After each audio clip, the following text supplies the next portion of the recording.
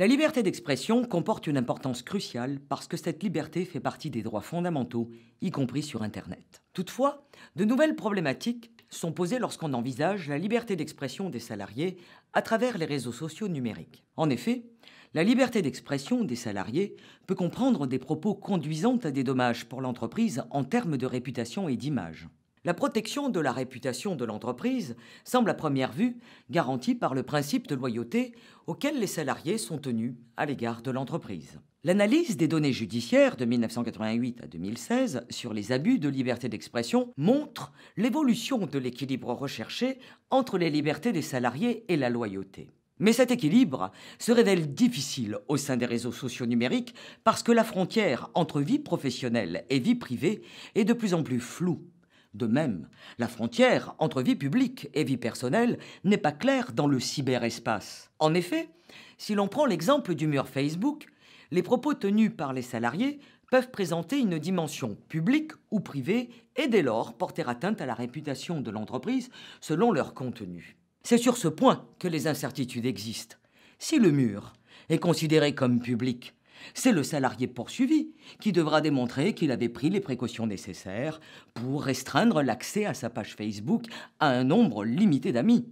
C'est donc au salarié de montrer qu'il a pris toutes les précautions pour ne pas porter atteinte à la réputation de l'entreprise. Si le mur est considéré comme privé, c'est l'employeur qui devra démontrer que le paramétrage du compte est tel que les correspondances ne peuvent être qualifiées de privées. Ces exemples montrent que nous sommes en présence de problèmes de preuve lorsque la réputation de l'entreprise est en jeu. Dès lors, l'ensemble des décisions judiciaires a mis en avant 3 conditions intéressant directement les entreprises. La loyauté est appréciée en fonction du contexte, des destinataires des messages numériques adressés par le salarié et de la publicité qui leur en donne. Par exemple, dans un contexte de négociation collective, concernant notamment une fusion-acquisition, le principe de loyauté, comprenant celui de réciprocité, conduit à une extension importante de la liberté d'expression des salariés.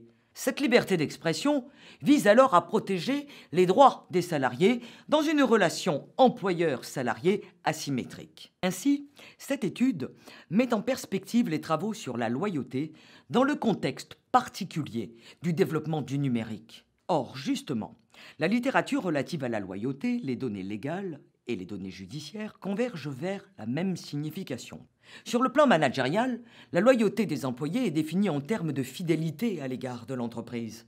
Néanmoins, dans un contexte de changement organisationnel et de compétitivité des entreprises, la loyauté est davantage comprise à travers les responsabilités et obligations respectives du salarié et de l'employeur. Or, c'est en ce sens que le principe de loyauté est intégré dans la sphère juridique.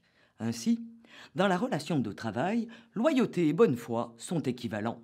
On l'a vu, l'évolution de la définition de la loyauté employeur-salarié ne pose pas de problème. En revanche, c'est la variabilité de son contenu selon les circonstances dans le cyberespace qui pousse les entreprises à définir les contours de cette loyauté. Le moyen adopté par les entreprises consiste alors à mettre en place des guides d'usage des réseaux sociaux numériques.